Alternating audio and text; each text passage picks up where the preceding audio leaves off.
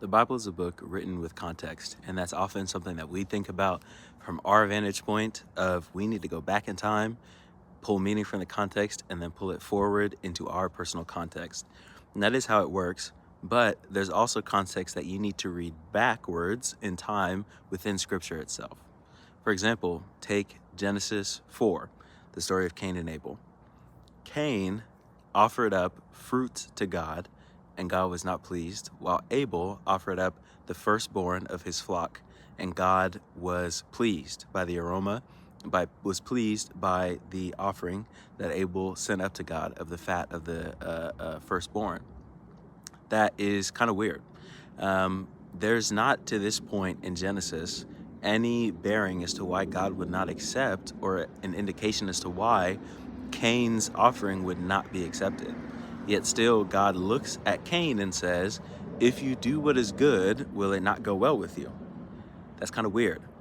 But then you have to remember, Genesis, Exodus, Leviticus, Numbers, Deuteronomy, the first 5 books of the Bible were written by Moses.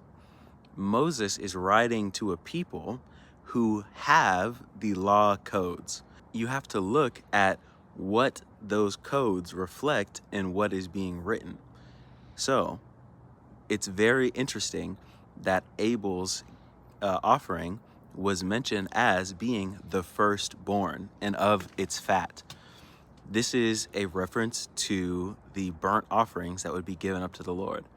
Burnt offerings and incense and things like this, when you see smoke rising up to the Lord, it is a representation oftentimes of the prayer of the saints, and it is depicted often as having a pleasing aroma to the Lord. That is what is going on here. So there's a reference to the sacrificial system, and there is actually a system of offering up fruits to the Lord.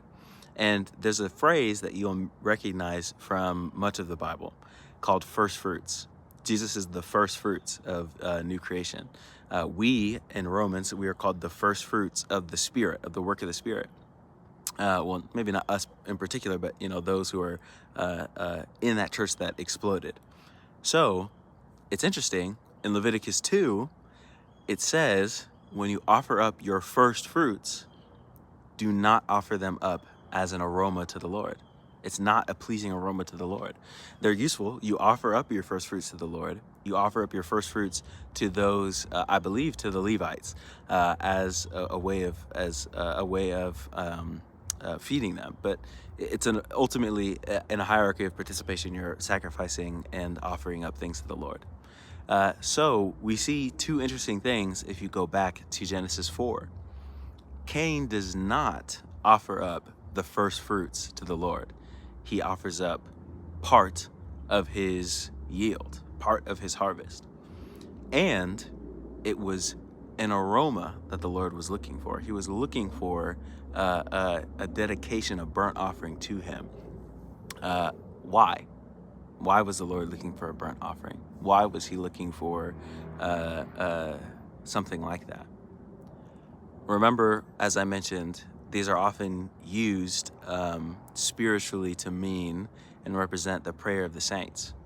The saints are those that are faithful to the Lord.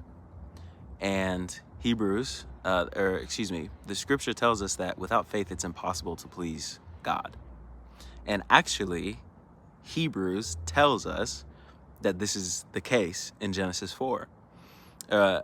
In Hebrews 11, often we call it the Hall of Faith, the author describes that it was by faith that Abel offered up a more pleasing sacrifice to the Lord. It was by faith. There is clues to this if you just read Genesis 4, knowing the context of the Mosaic Law, but this is simply a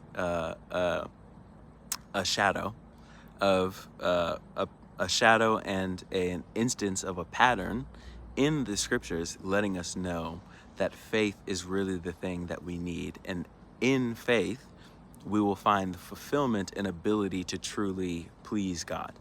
And we won't have to worry about sin that's crouching at the door.